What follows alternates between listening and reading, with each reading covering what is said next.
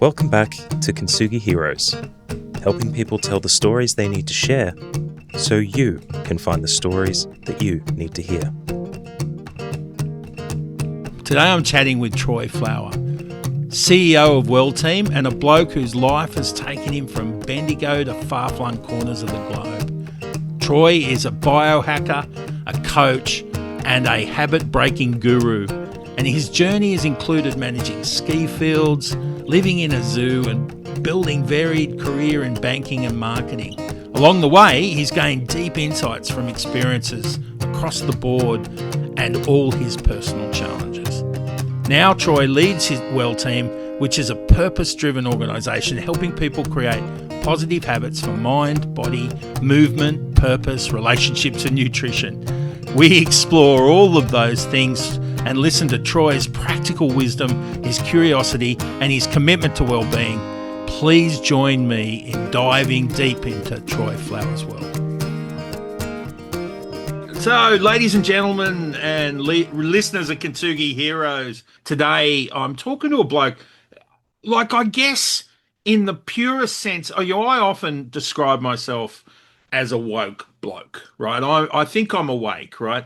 And then that was because most of my life I was sort of more comatose than asleep, but I've kind of woken up out of that coma to what's real, what's important, and what's powerful in life. I had a lot of misunderstandings, a lot of sort of nightmares about what it was. And I think I'm talking today, listeners, to someone who I think is extremely woke, right? And only in the best possible way. This bloke, he looks the part, and he's talking from the heart, and it's really impressive. Troy Flowers, welcome to Kintsugi Heroes. Hey, thank you very much, John. Look, it's an absolute pleasure to be here. And we spent some time together last week up in the Men's Health Conference, or the National Men's Health Gathering. And I must comment that when it comes to that kind of woke bloke stuff, when you were sitting up the front speaking to the other guy, who he was kind of irrelevant, because what I saw was somebody who really had his shit together in thinking and also parked your ego, and it was actually about delivering value. That's what I saw from you. And so for me, this is a pleasure to be with somebody who I see as a sage. Wow. That is high praise, man. Thank you for that. That's very kind of you to say. It's difficult. One thing, actually, this is kind of germane to our conversation, because just before I introduce you, right, it's interesting. Men have egos, right, and it plays an important part in the development of a man, right. But I think it's one of those toys that we never really let go when it's time to do so, right. When we move on to long pants, we should be putting the ego back into the toy box, right, and then dealing with it in a different way. And I love that we were indeed at the gathering, and I'm not sure about you, but I was just really inspired by talking to men of all flavors. There were blokes with tats and muscles and tall and short. There were blokes with beards and clean shaven. There were men. There were women who work for men with men. There were guys of all sexualities and flavors and focuses and niches. You could not put a box around any of them, right? But what they all had in common were they had woken up to the messages of their heart, and their compassion was alive, right? And that was so inspiring, mate. It was so inspiring. Yeah. And it is, I think it's one of those, it's something that life experience teaches you to expect the unexpected, and to face into life with curiosity rather than an assumption that you know about somebody. And I think, lots of things help to improve that, whether, travel. I've been fortunate to have done a lot of travel, and in that travel journey, you go into a place or a culture with a perception, and the reality really challenges that. And I think the longer you're on the planet, or the greater the experiences that you have, if you're open to it, if you're awake to it, then you realize that everything in our head is just a story.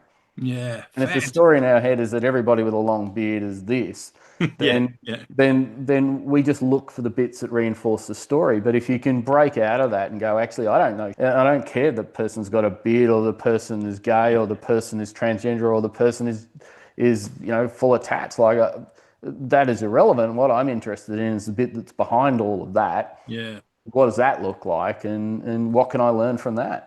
Oh, mate, that's such a balm to hear. And of course, when you talk about sort of unexpected, right? Your history is incredibly unexpected, right? Yeah, what what haven't you done, right? And what haven't you done in some far-flung place, right? So, overseas, you're Greece. You've been what? You've been in corporate business with pharmaceutical you've run global companies, marketing, development, sales. You hung around. Everyone says they're working on ski fields, but you were, obviously, that's not the purpose of being there, right? But yeah, so you were, in management at Mount Buller. Remote cattle stations, right? What I particularly, like you've been not just in the the tourist places, right? But you were in Iran and South America and all sorts of places like that, which is just fascinating. What I'm particularly interested, I do need to hear about living in a zoo. Yeah. Well, it's funny, most people have that as a metaphor, don't they? Yeah, yeah, My house absolutely. is a zoo. Well, Yeah, after my wife and I got married, we decided that we would move to Queensland. We were living in a place called Bright in northeast Victoria, yeah, in Port beautiful. Punker, actually, which has made the news recently for unfortunate Yeah, events. But yeah, so we moved up there, and my uncle and auntie had owned a zoo, as you do. as you They do. Yeah. owned a zoo called Elmer Park Zoo, which was on the northern side of Brisbane, and they had a couple of cottages in there for the caretakers, Yeah. and so they said, "Oh, one of those is free. Would you want to stay in there when you relocate?" So we spent 6 months living in the zoo, and it was fascinating. I mean, it's kind of like I think that movie We Bought a Zoo came Yeah, yeah, out yeah. several years afterwards, but it was very much an amazing experience. We would walk through the zoo after hours, and we would get close to the animals, and you would see some of the machinations of the zoo that you didn't see as the person as a tourist to the place, and that kind of highlights perhaps a lot of what life's like. We see the animals and you see the enclosures, but you don't get to see what's behind the scenes, and when you do that, it gives you a very different perception. So totally. I didn't live in a zoo, although I'm incredibly envious of it. But I did camp at Taronga one night, right? Oh, yeah, And it was the animals that you don't like. It was a completely different connection with animals, right? The ones that were are not available during the day, they're all wandering around. Cats are active and yeah, also reptiles and things, right? So, but and with the staff will take you in, so you're in with the giraffes and zebras and things like so. It was perspective was changed completely. yeah, And I had some thoughts about standing back and watching, being that comfort zone line, and then there's stepping into the unknown, like moving into these spaces where they're occupied by things that we would normally be hesitant to touch, right? And we're invited to engage. Expands your world. It's such a good. In my mind, it's always been a little bit of a metaphor for what we're asking the people we care for. In particular, you and I have thinking about men, right? From our perspective, embrace the stepping into the zoo cages, right? So into the yeah. enclosures. Well, yeah, so we're exposed to a lot of stuff there. I remember once that they had these water buffaloes, these massively big, beautiful Incredible, yeah. creatures with these massive horns, and they were down the bottom section, which was prone to water. Water buffaloes, they want to be around there. And we had a massive storm come through, and they had an electric fence around the enclosure to hold them in. It's very hard to hold a water buffalo if it wants to get out. And the water came down, and my uncle said, "Oh, look, I'm not there. Can you go and check the water buffalo and just see that they're still in the enclosure? If they're not, run." So there I was at like 11 o'clock at night, walking through with a torch, just going, "Holy shit, Yeah, water buffalo. Yeah, water buffalo. They're there, thankfully. Get the hell out of there. Job done." But you spoke about how those experiences can change you. Well, not long after we left the zoo, we moved into a place in Queensland, a house, and I was working on the garden out the front one day. It was a fairly quiet little street in the suburb of Tarragindi, and a lady stops a car in the middle of the road and winds down the window and yells out, "Snake!" And of course, I've worked in the zoo, so that gives me a whole series of a level of confidence around animals that isn't justified. So I thought, well, I'll just go up and move the snake. And so I walked up and think, I was very confident. I was probably overly confident. Here we go, love. Let me at it. Let me, it's fine. I'm Troy. I've got this. And so I picked the snake up by the tail. I could see that it was a python. And I knew our neighbour had one in his garage somewhere hiding. So I picked it up by the tail, and it was a reasonable length. And I walked off the road, and it was sort of wiggling around. And I thought, I'll just, the woman was still in the car, sort of watching in awe. And I'm thinking, I've got this. And I put my hand up behind its head, and of course, never having done this with a snake before, I'd seen it and just assumed, and I grabbed a little bit too far back behind the head, it spun around and went snap on the hand. So I've got this sort of puncture mark there, or of all of the teeth, this U-shaped smile, an inverted smile, and blood pouring from it. I'm walking off the road going... Because people say pythons aren't dangerous, but they can hurt like blazes, right? So, well, apparently, as I've learned afterwards, it's the bacterial infection, because they will kill animals like mice and the like, and the bacteria that builds up behind the teeth is what can cause infection, and so people get ongoing infections from those things. Thankfully, I was fine. I've got a good story to tell, but. Sometimes just being around people who know what they're doing, that confidence can. That's so true. Yeah, that fits nicely back to what we were saying earlier about egos, right? The sense that sometimes knowing the limits of your capacity, as what the great Clint Eastwood said, a man's got to know his limitations, right? I found mine. Yeah, which is beautiful. Speaking of which, all the things you've done, you've been a banking executive and a marketing executive and all these stuff, so sales directors and so on. As well, what was your calling? Like, what was the thread through all of that? Yeah, like I think about this a lot. I did a presentation many years ago to some uni students, and I thought, how can I deliver value here when I don't have a career? What I've got is this sort of assemblage of different experiences that when you think about it, what connects them all, and I think the only thing that connects them all is that in every one of those instances, I didn't know what I was really getting into, and I had to learn. Right. So I think for me, the thread is an acceptance or a willingness to be outside my comfort zone and to have to learn quickly. So I'm very much the deep end sort of person, and always have been. Bite off more than you can chew.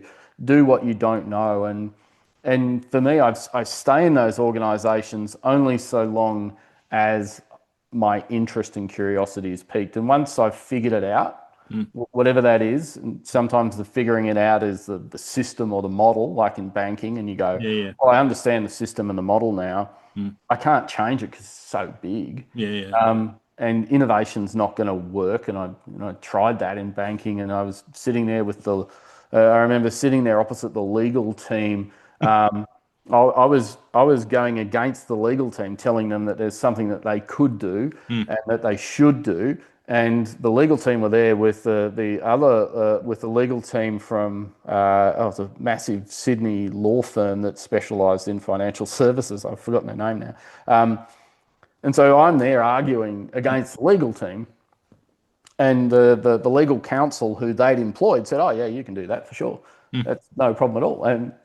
And so for me, it was that how do you challenge stuff? Yeah. How do you make stuff better, whatever that is, and in whatever way I perceive better to be? And so I just kept doing that, and that's ultimately where it's led me into something that. And I've been building Well Team for 5 years now, and I think the reason why I'm still completely determined in this space is that it's bloody hard.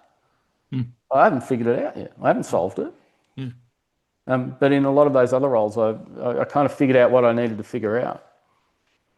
Yeah, well, working with like men can be like incredibly simple and incredibly massively difficult and complicated. So I guess there's plenty of room for you to be challenged, right? It's interesting if I go back at all of these things. Do you think was it you searching for like answers, experience, service? Were you trying to find a purpose? And like being, a little bit of a polymath, you're able to take on lots of different challenges. Or do you think it was, say less worthy, right? You were just like me sometimes, like flighty, right? So, like, yeah. Yeah, look, I think it's, maybe it's a bit of both, because I do love to learn. Yeah. Learning is the passion thing. And so if I don't know something, I want to try and know it, and I want to know it as deeply as I can. But there's no structure to that. So that's kind of the flighty bit. It's Yeah, yeah. very opportunistic for challenge. If I've got some people at the moment saying, "Oh, we want to run an ultra marathon," and I'm looking, going, okay. So how do I do that? I got hit by a car last year, Yeah. and which did some damage to my knees, and Oh, so no. so I'm kind of going, how do I work out the system within the body that it will enable me to do that? That's Yeah. a challenge that I love the idea of. Wow. But then the other side of me is that ego bit going, Yeah, yeah. Yeah. you don't need to do this, Troy. You just sit with it. You fine. Let them run the marathon, ultra marathon, and sing their praises and highlight how amazing they are.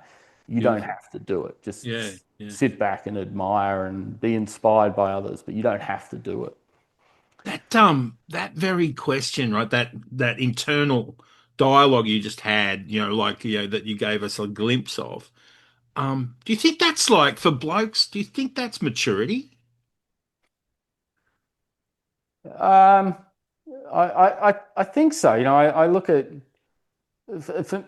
one of the things that when I was studying, I came across a professor of marketing who is one of our Well Team members in Ireland. He says he runs the Northern European chapter, which is very cool. And he highlighted four core drivers of human behaviour that marketeers tend to focus in on, Right. and one of those. So the four were food and drink. So we're motivated to that. You put on free food somewhere and we go, because without that we would die. Yeah. The other one So yeah, was, the least cost we expend in gaining food, the more attractive it is. that's right, which is why a lot of us eat more than we should, because it's easy to get to, and we've got this internal driver that says if it's there, eat it, because it might not be there tomorrow. And from an evolutionary perspective, it's served us very well in the past. Yeah. The other one was kinship, and kind of that speaks a bit to men's health gathering. We seek people who are like us, because that's enabled survival. Yeah. When we find people who we're not fighting with, who we have a close bond with, who we are willing to defend and support, then as a species we've survived. So it's that inbuilt driver. And in a family scenario, you go, why would a parent throw themselves in front of a car to save their child? Yeah. From a survivalist perspective, that doesn't make any sense, No. because why would you kill yourself? But from a kinship perspective, it makes perfect sense that, Yeah. that we're there to support others. So that was the second one. The third one was reciprocity, and reciprocity being that inbuilt check and balance in us. So you're interviewing me, which is wonderful. So thank you. I'll look for opportunities to do that, and we have this sort of silent ledger all the time what we're marking up against. Yeah.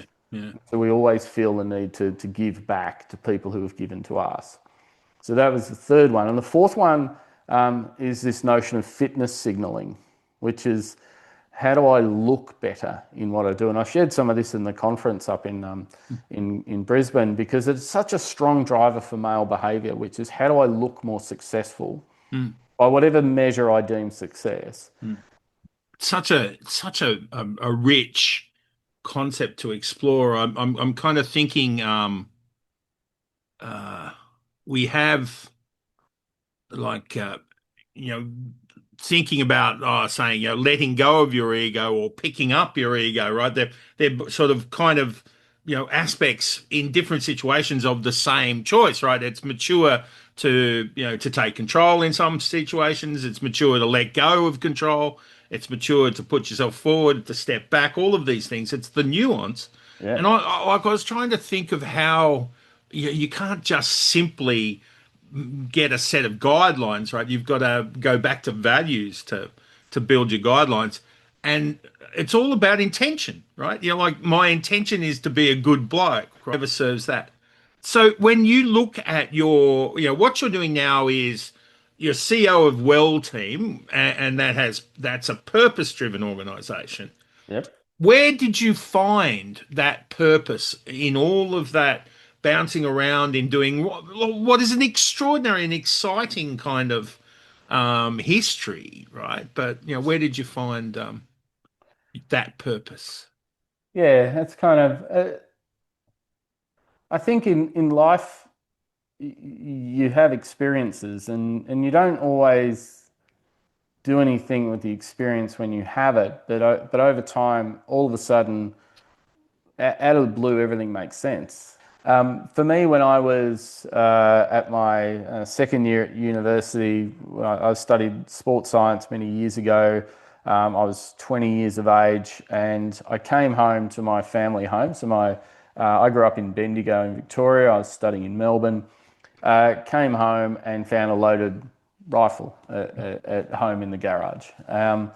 And I knew my dad was in a difficult situation. He was trying to grow a business to try and get more money, because that's part of what was driving him. We had an old washing machine, we had an old car, and so he was selling life insurance. You kind of, was it Barry Lomax kind of, Yeah. struggling in that space. And then while he was very successful at that, it just it was a difficult game. And yeah, he started a trucking business, or trying to start a trucking business, and it was involved in a fatal accident. A series of unfortunate events left him in a difficult hole. And I found the loaded gun, bullet in the chamber, ready for action. And I raised that with him and said, "Oh, Dad, I found this at home and in the garage. What's going on?" And he made up some line about needing to do something with it, about a bird or an animal or something. Yeah. And I knew that not to be true, because we did have guns growing up, but we were very, very careful about Yeah. putting things in different spots. So there was never a chance that you were going to ever find that, Yeah. unless there was something deliberate. And so, but I didn't know what to do. I didn't know what to say. I didn't know how to help him. I spoke to Mum about it, and eventually he got some help through that situation, which was very dark for him. And it was only recently, in fact, when I started Well Team, that I raised it with him after all that time. And he said, "Yeah, it was pretty dark, and I had a noose in there as well."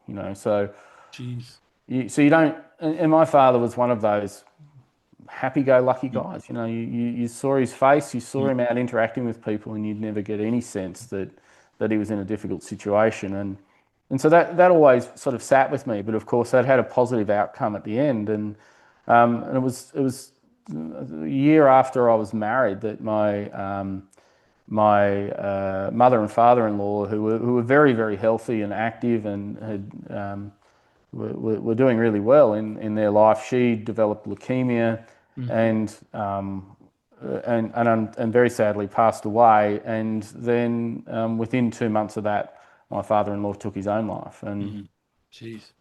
And so that was a really difficult phase for us as a family to go through, and still difficult to make sense of. And then in various experiences from working in the pharmaceutical industry, I saw how many people struggle with their health and end up developing type 2 diabetes, and seeing the pathway for that, and seeing how the medical system operates to treat the symptoms and not the cause. And then working in the Cancer Council because of what we saw with Sonia's mother. And then so that was a real passion play to do that, go from the pharmaceutical industry that was a very well paid sort of industry to then going and having a lunch that I had to pay for once in the charity space. So that contrast was great, and that was real passion work. But it was the same thing, the same behaviours that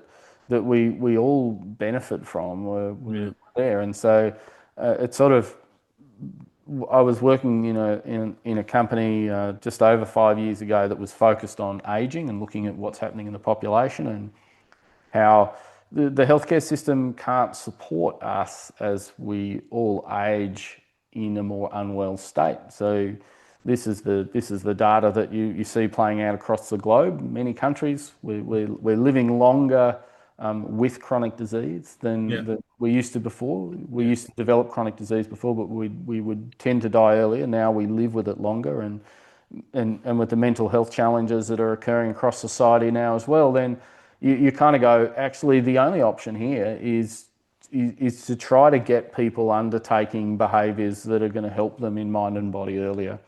So we kind of went, right, let's focus in that 40 to 60-year-old space. And for men, you know full well, the insight there is that primarily for men, we have this focus on family. I work to support family, and then in actual fact, I think the work to support family becomes habitual.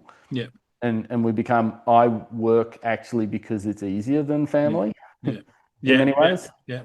And so we keep doing that, and then all of a sudden family disappear, or relationships break down, or kids move out of home, or all of the myriad of things that happen. And then we go, well, now I just work.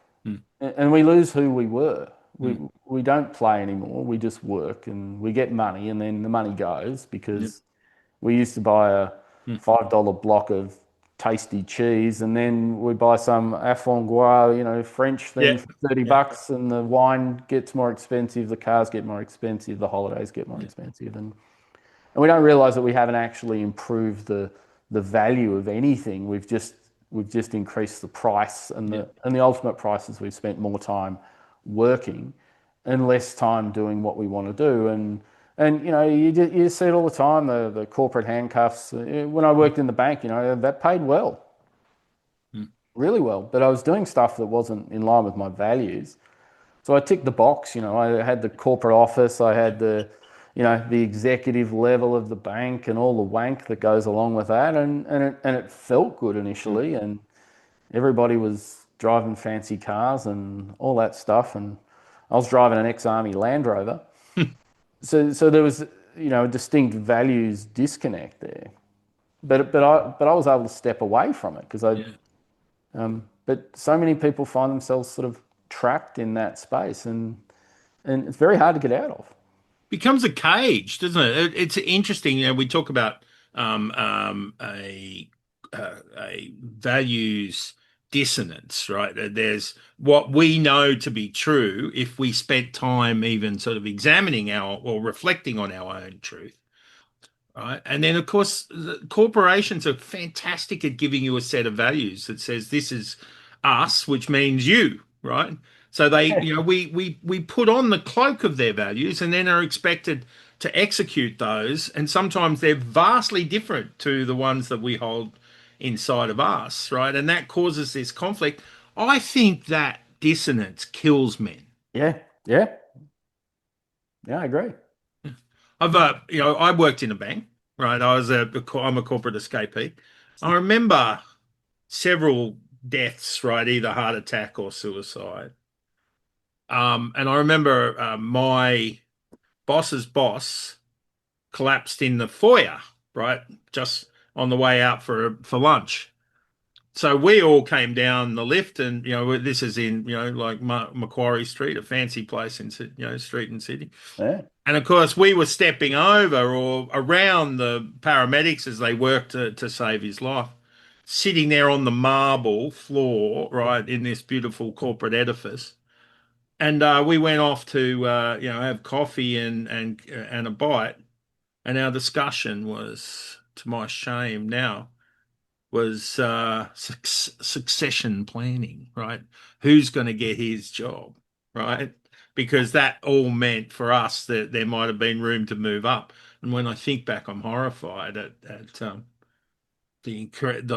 lack of compassion that we had in that environment. And I realized that was ultimately the values of the organization. I had lost touch with my own, which you know I eventually left because I needed to get back in touch with my own values. But that man died, and all we could think about was the space he left. yeah. Who gets the title? Who gets the job? Who gets the money? Yeah, who gets The hierarchy, which is that leadership style under the patriarchy, right? We were just thinking yeah. about, how would we acquire that? Is that you've been in that, you've played games, you've studied, you've had great jobs. Why did you your personal choice to turn away? Inspired by events and lived experience, but it's still a choice. What was the catalyst for that? Unfortunately, I'm an idealist. Mm, I've always believed in good.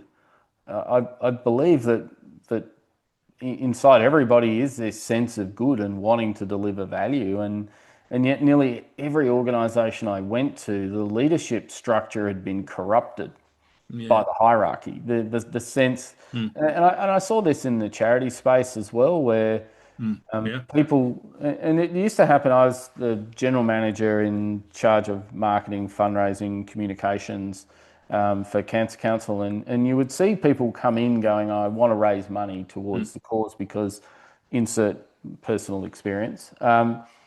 And they would be hugely passionate and driven to make a difference. And you go, "That's awesome." mm, And they would raise the funds. And occasionally you would see somebody go, "Well, actually, I raised that funds.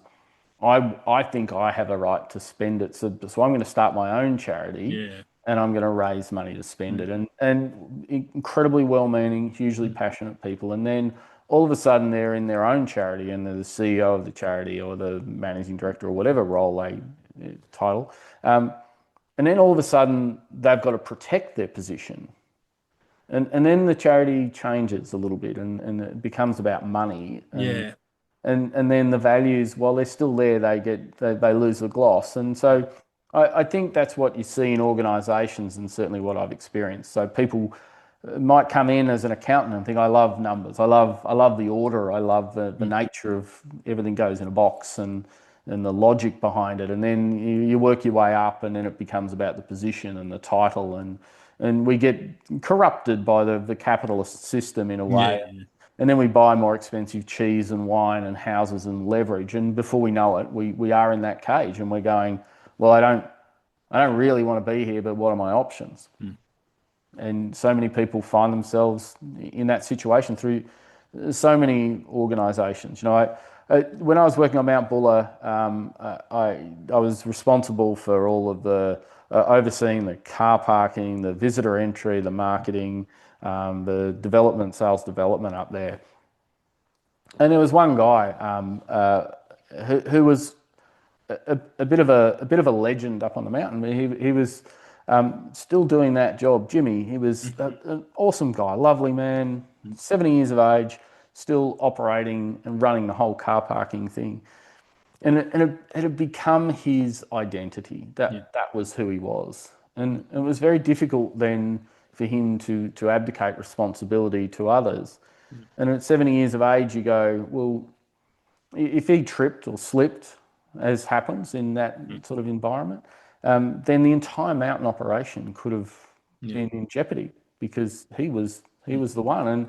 And that sense of responsibility or authority or power can corrupt us. And so in this case, an absolutely lovely guy, a lot of time for Jimmy, awesome, a legend of the mountain, absolutely, he's done a lot. And also, like a corporate executive and like these things, gets in some ways trapped in your identity around the money or the power or the system. And I think it's very hard for us to go to stop and take that deep breath and go, this is not about ego anymore. You know, I don't spend time with my family. I don't spend time with my kids. I don't spend time doing the stuff that I really love. I'm just making sure that I prop up this thing that I've added some value to, because it's who I am. But it's not who I am at all. No, it's just a role that I play. Yeah, we buy into, to the point where we lose ourselves in the identity of the grey of what we choose to buy into, right? I love that. So you decided, right, that you needed to make more of a difference in a different way, and you said Well Team, right? So how did that happen? Like, what is the purpose of Well Team? Yeah, well, it is kind of the combination of things. It's in some ways to redress the situation of losing my father-in-law and seeing my father so close to taking his own life, and thinking, what can I do that's positive in that? And so I looked at, and my wife and I sort of looked at the characteristics of both, thinking, they were both kind of fairly isolated individuals that didn't know anything about mental health or really physical health. And so their habits were just accidental. What they did was just what they did. And in all the study that I've done, I could see that habits were the key. If you can control your habits, then you can control your life as much as you can. And so I went about looking over my playbook, over all of the self-improvement, self-help books, and all of the preventative health stuff through the different organisations I've worked with, and thought, I'm going to catalogue it. I'm going to, there's 80,000 self-improvement books out there, and I swear every one of them has, 150 odd, 200 pages. That they all have a story, but they have about one paragraph in there that, if you were to summarise the actual value of the book from what an individual can do, it's probably one concept per book. And they're all saying the same thing largely. So I kind of went through my back catalogue and said, if I was going to advise myself today on how to live a better life, what would it look like? And so I kind of broke it down into 6 core themes, in one being the mind. The mind really dictates our quality of life. And so therefore, what is it within the mind? So if you don't sleep well, then your ability for your mind to function at its optimal state it's just not there. You just can't do it. So fix sleep first. Then if your mind is so busy all the time jumping around, you won't have the clarity to make good choices. So if you fix sleep, and then you think about, how do I get more clarity, which might be something like meditation or stillness, or just being mindful or conscious of how your mind's working. And then if you get out in nature, for 200,000 years as a species, we've spent the vast majority of that time in nature. So when we're in nature, we reduce the amount of artificial stimuli, and we focus in on stuff that's been part of us. So we can, our entire life is a story. There's no truth in it. There's no there's almost no reality, because I'm having a conversation with you, which is essentially I'm looking at a piece of glass that has little pixels that are coming on and off in color, and you're saying stuff and I'm saying stuff, and that's being transmitted somewhere, and I'm thinking it's meaningful, but I'm staring at if someone was to walk in the room and go, "What are you doing?" They'd think I'm mad, but we create this story of value, and again, that's in the corporate world, we deem money to be the thing of value, or power or status, but it's all the story, and positivity and negativity is a story, and it can often become a habit as well. And so I kind of looked across all of this stuff. So mind is a sort of the first spot to explore, and then the body. The human body is this machine, and as guys, and I saw somebody at the Men's Health Gathering talking about, the guys from Western Australia talking about the body as a vehicle, and it's a really nice way for us to think about it, and we talk about the body as being like you get to choose whether you want to drive a Formula One vehicle or a demolition derby vehicle, really. And so the difference between those two is one of intention, really. So if you're driving Formula One, you don't see a doctor, you see a chief engineer.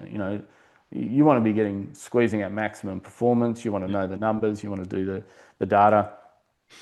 If you're a demolition derby vehicle exponent, then you're just trying to keep the thing running. And there's that wonderful graphic of this person sort of holding a glass of wine, saying, when I get to the grave, I want to be one, just creeping over the line. And that sounds great. I subscribed to that for a long time, but then realised that, in fact, you don't get to choose in those later years. And invariably, it doesn't look like you expect unless you take those earlier interventions. It's a classic. We get blasé about, that you don't get to choose is such a key line, because you have chosen, but it's been 15 years or 20 years before you think you get to choose, right? So it's that, as a footy player, I used to say, well, I'll worry about my knees later when they have the technology to replace them, right? That's it. But there's a lot of hobbling between now and then, right? So well, and in fact, what you've touched on there is the key insight that stimulated Wellteam, really. So if I just tidy up that little thought that I was going along with, or the structures. So we do mind, body, movement, not exercise, but movement, because it doesn't have to be exercise, but movement. Our bodies are essentially in a state where there's small sacs, and those sacs constitute our entire body. And if those sacs are stationary, they don't work properly. So the sacs have to move. Otherwise, they remain kind of in this sort of state that can become a bit like leaving water sitting stationary for a long period of time. And so we need to move. And then we look at purpose and the way in which people direct their energy and where they direct that and what they want to achieve. And then we look at relationships and look at some simple mistakes that we make around relationships, really. And then look at nutrition, and not nutrition from a sense of you should do this diet or that diet, but really looking at what are the substances that we take into our body that interfere with our normal operating. So some add value, and there's 5 very common ones, and most of them that our bodies don't respond well to, and yet often we never challenge that. The sweet poisons, Yeah. Sugar, alcohol, etc., etc., etc. Yeah, that's right. Yeah, and caffeine is a classic. I love. Oh, really? No, surely that can't be right. I love talking about caffeine, because it's in fact the story of caffeine and the progression of caffeine into society it has so many themes attached to it. I could talk about caffeine all day, and at its heart, it's a drug. Like, if you think about it as a compound, it's something called an adenosine blocker. So during the day, our normal situation is, as soon as the light hits the retina at the back of our eyes, we start to produce a chemical within the body called adenosine. And adenosine is also part of our energy production cycle. So the more energy we produce during the day, the more adenosine that ends up accumulating. Now, when you get a lot of adenosine in your body, you feel really, really tired, which works because it's the mechanism by which we rest and recover. Time to go to bed. Time to go to bed, time to lie down, time to have a nap, time to recover so that my body can do all of this again tomorrow. If we didn't have it, we'd keep pushing through and we'd eventually run out of operational nutrient or requirement. So adenosine builds up. Coffee binds to adenosine receptors. So the adenosine's floating in our system, but there's this other stuff that's caffeine that's bound to the receptor, so the adenosine passes along. So once the coffee wears out, then the adenosine can start to bind again. So when we have coffee, we are staving off the thoughts of being tired or the tired feeling that adenosine brings. But coffee is a drug, and so having worked in the drug trade, the legal drug trade, a drug has what's called a half-life. So the amount of time with which the drug will reach a certain percentage of its initial concentration. So caffeine's about 4 to 6 hours. Right. So I like to use just 6 hours because it's an easy model. But so you take in coffee in around 30 minutes to an hour, it's going to be at peak concentration. So if you look at one shot of espresso, it's around 100 milligrams of caffeine. So let's say you have 100 milligrams. You have your coffee at what time's your first coffee in the day? 9:30. Yep, perfect. So let's say 9 just to make it easier for my head. So 9 o'clock, or let's say you do it at 9:30. Okay, so by 10 o'clock you're at peak concentration, 100 milligrams of caffeine floating in your system, blocking adenosine. You're not feeling tired at 10 o'clock. Then 6 hours later, the half-life of caffeine, which means that 100 milligrams is down to 50 milligrams. Right. So you go, great, okay, so 10 o'clock, 6 hours after that, 4 o'clock in the afternoon, I'm 50 milligrams, great. Well, the way half-life works is that it has this kind of long tail effect. So 6 hours after that, I've got half of the 50 milligrams, I'm at 25 milligrams. So at 10 o'clock at night, I'm sitting at 25 milligrams. Okay, so then half an hour after that, 6 hours after that, I've gone from 25 to 12.5 milligrams. Yeah. So this is the effect that occurs during our day, but then we multi-dose. Yeah, so for me, that's probably like 250 milligrams after 12 hours or so, or 18 hours, right? So yeah. Right. And so when you think about that, the logic that we do is we go, okay, but I fall asleep straight away, so therefore caffeine doesn't affect me. Yeah. But we never measure our deep sleep because exhaustion. Interestingly, the US military explored caffeine as something, high dose caffeine, to provide to soldiers in those combat situations. And it turns out that they decided it wasn't safe to use, and they started using amphetamines instead. Yeah, they go speed instead. Yeah. And so, because caffeine wasn't safe, because people would crash regardless of caffeine. And the fatigue that you experience mentally meant that even if you kept awake, your decision making and your ability to make good choices wasn't there. But if you trace back caffeine, you go, why did you start drinking it? Because I told my kids, if you want to drink coffee, you drink like a pro. It's black. I hate it. Don't drink coffee then. Well, but if I add milk and sugar to it, then I like coffee. No, you like milk and sugar. You don't like coffee at all. Why are you drinking coffee? Yeah. Well, that's the beer argument as well, right? Like most kids don't like beer. Why are they drinking it? I had a wonderful argument one night with somebody who was a wine researcher and PhD in wine research, and said, Penfolds Grange wine is crap. Well, and the conversation, you line up all these wines from cheap to expensive and give it to somebody who's never drunk wine before. Yeah. They're going to hate all of them. They might hate some less, but it won't be Grange. They'll hate that more than, up there with any of them. These are all learned behaviors, and we learn to like wine, and then we learn to figure out what expensive wine looks like and Yeah. tastes like. Yeah. And then we learn to talk about it.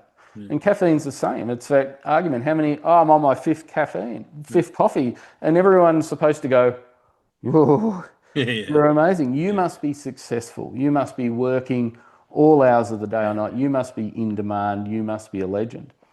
It's just a story. It's got nothing to do with it, and it's this ego model again. Back to the ego. We go, "I drink more coffee than you. That makes me a legend. How much do you drink? I only have two." Whew. So if we were to, take one thought out of today, that concept of exceptionalism for men, right? Ego-based behavior that is outside of our own well-being. Is that what we're talking about with Well Team, right? The idea of saying, how do I change my habits so that I can take out something I've learned that isn't good for me and put in something Yeah, that yeah, is. yeah. And so ultimately, Well Team exists to incentivize the behaviors that we should be doing by using the same mechanism of status and ego that works for the things that we shouldn't be doing. Yeah.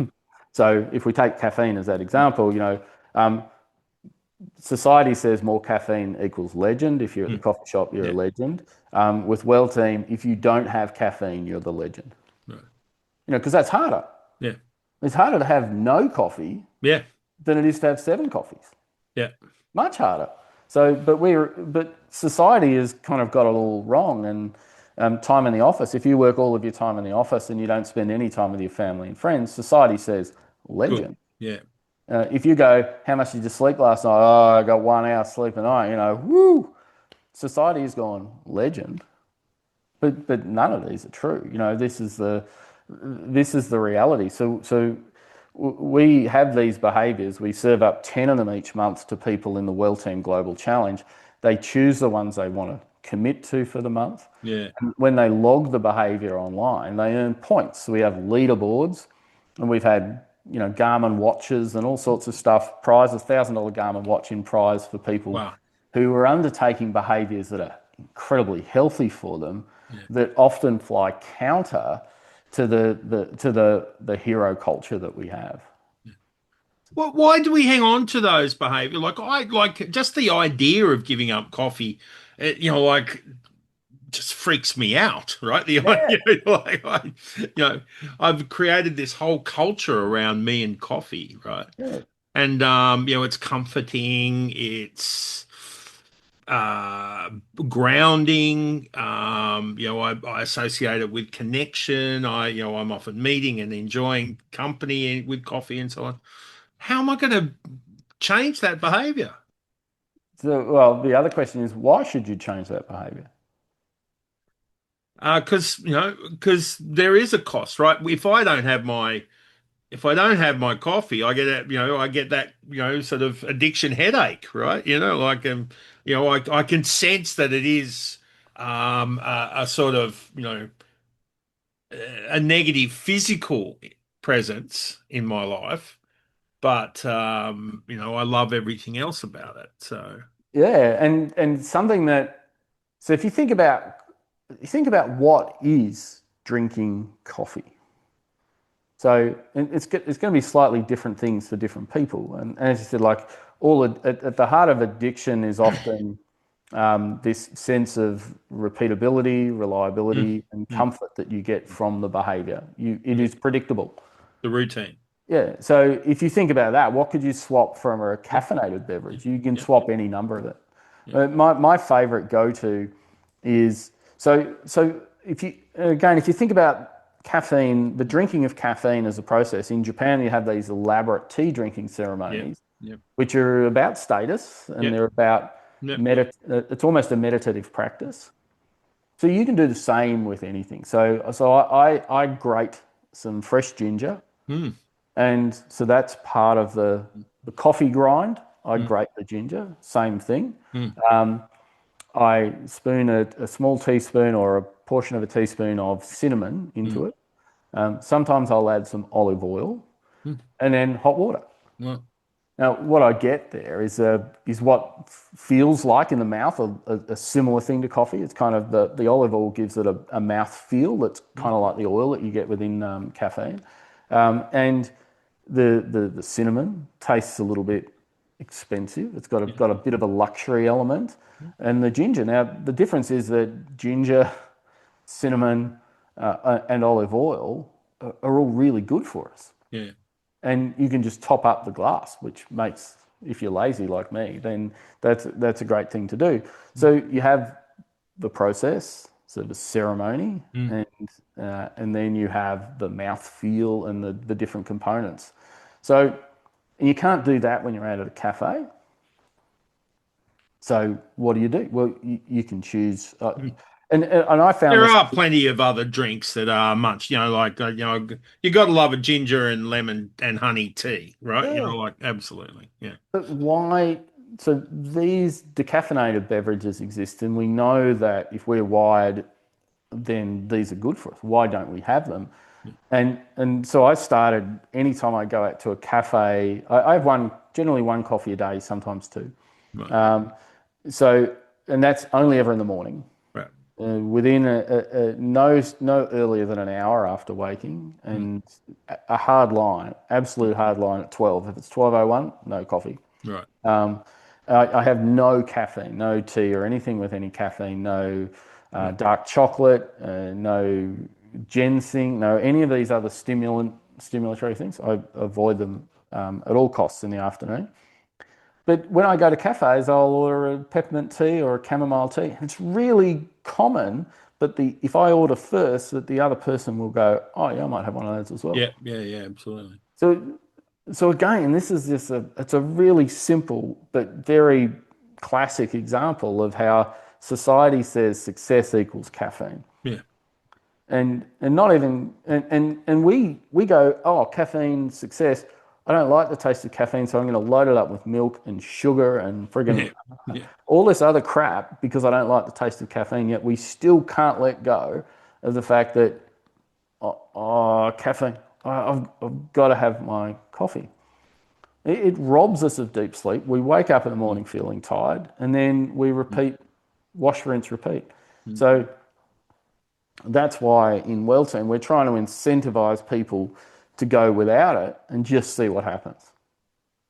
It's like the gamification of this good versus sort of unresourceful is like it's a whole theory, and like it's kind of it's effective, right? It's almost like a 12 steps kind of thing, but you know I wonder, like, one of the leadership styles of patriarchy is competition, and I see men really working the shadow side of competition so often, right? You get Yep.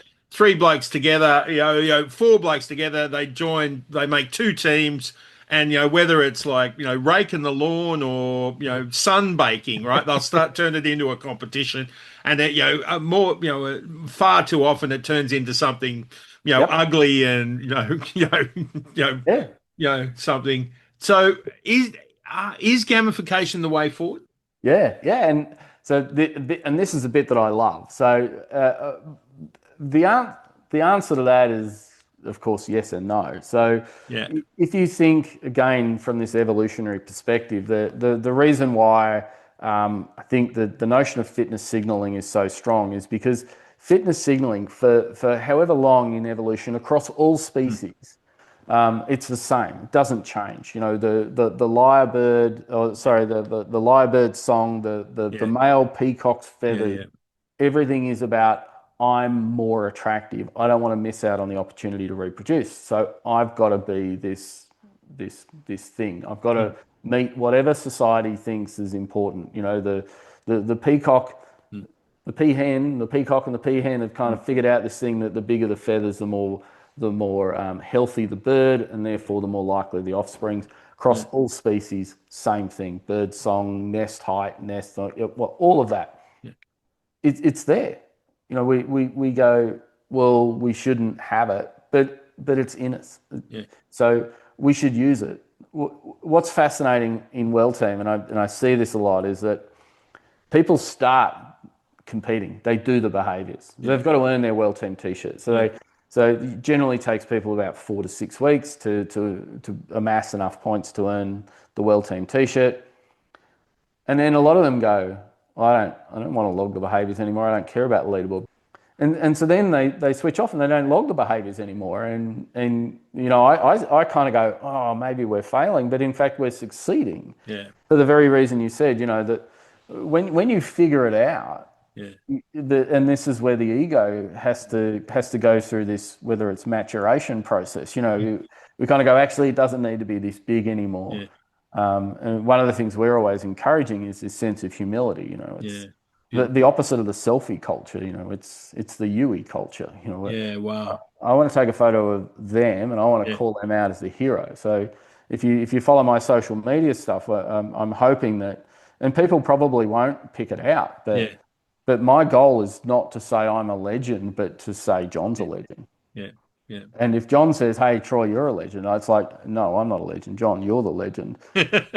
Because this is how we change the world. We don't change the world by going, I'm a legend. John, you tell me I'm a legend and I'm going to like that. We go, John, you're the legend, because you are. If I'm looking in the right spot, I'm looking for what's amazing about you. Yeah. And I should call that out. Is that a little bit of we talk with young people, right? Often it's associated with young people, but maybe us blokes are equally, it's equally necessary to bring growth mindset in, right? The idea of saying you're doing it well, mate, right? Where you are now and the people you're helping and influencing and the life you're building, that's good, right? Yeah. Oh, of course. Because. There's either growth mindset or there's dead. Yeah. If we've stopped growing, what are we doing? I just see this. I don't have the answers, and I was listening to something the other day, and it said something like, "When you're young and stupid, you know everything, and when you're wise, you know nothing." Yeah. But I think that's it. The older we get. Certainly for me, in having travelled across lots of different countries, the thing that I've learnt is that what I thought I knew about those countries was wrong, and I'd made statements about certain countries. When I was in Iran, I had to repair the engine of this Mercedes-Benz truck in a parking lot. Now, my perceptions of people in Iran was not a positive one when I went in there. I carried all this belief and from what I'd seen in the media, and so I knew what it was going to be like, and yet the reality was very different. I was covered in grease and oil, and people were coming up to me who I didn't know, who didn't speak English, and offering food, and they were doing stuff that in our culture we probably wouldn't do. So there was a level of generosity that I experienced that challenged everything that I thought I knew. Yeah.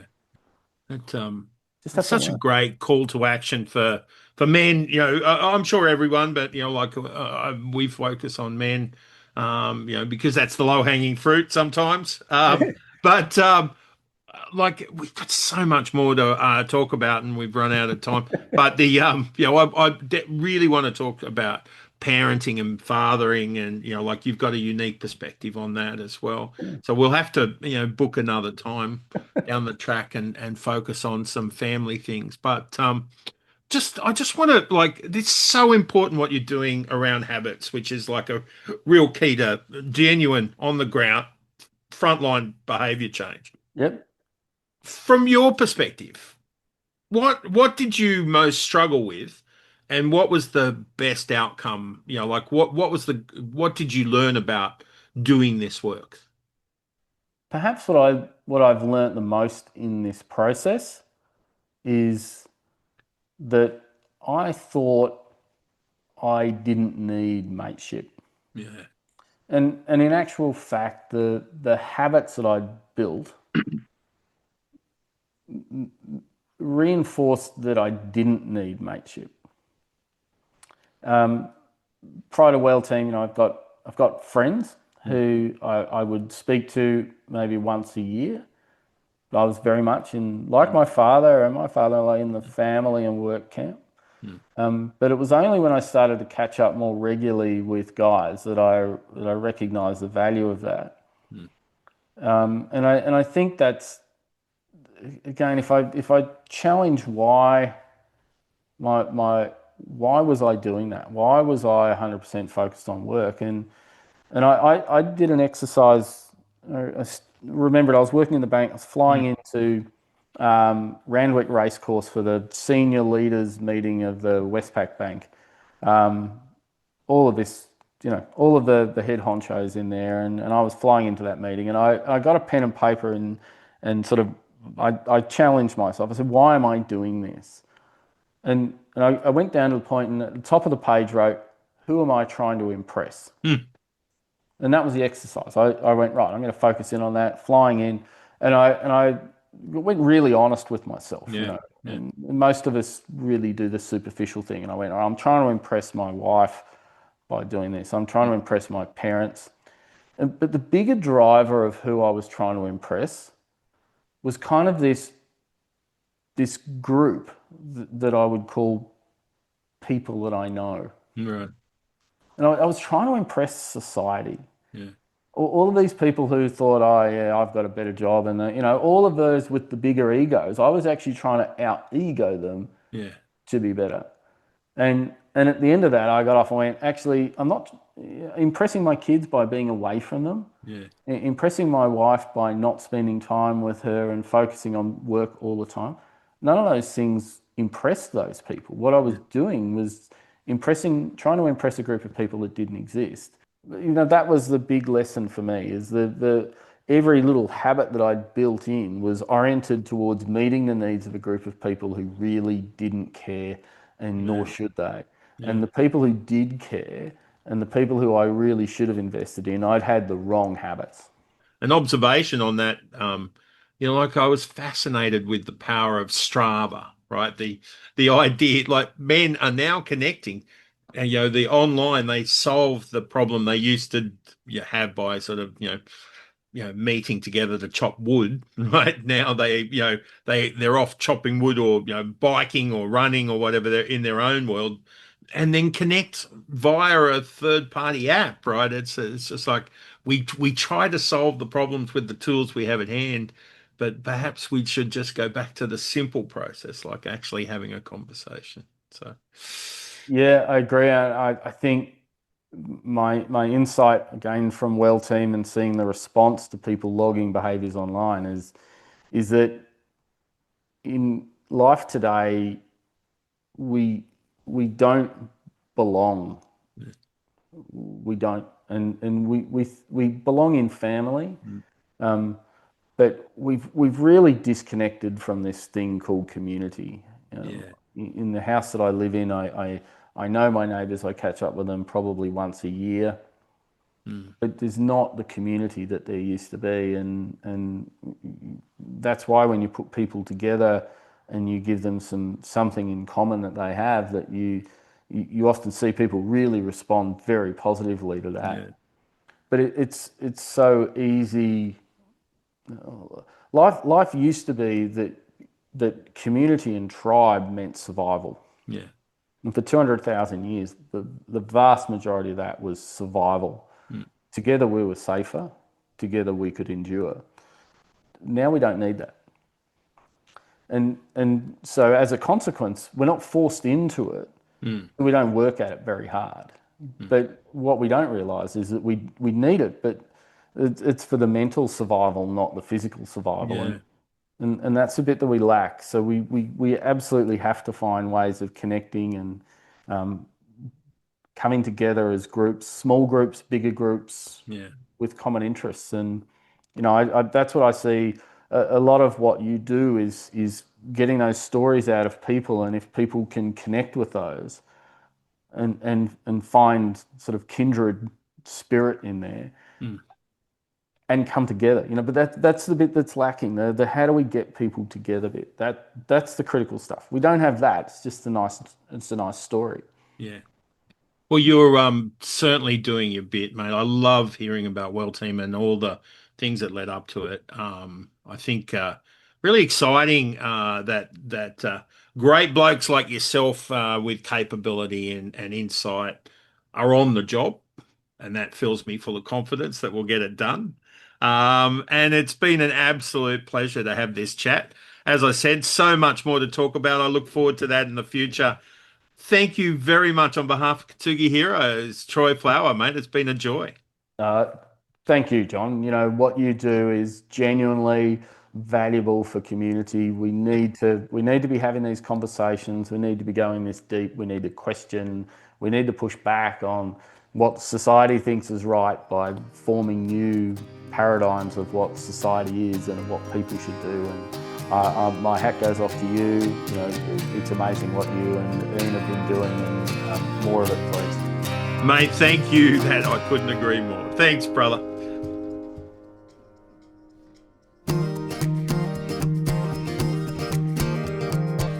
Thank you for listening to this episode of Kintsugi Heroes.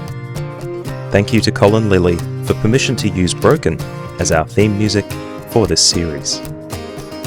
If you enjoyed this conversation, share the podcast with a friend and let us know by leaving a rating and review on Apple Podcasts, Spotify, or wherever you get your podcasts. If you'd like to support Kintsugi Heroes and the stories we share, head to kintsugiheroes.com.au and follow the instructions to make a tax-deductible donation. Thank you for listening, and we'll see you next time.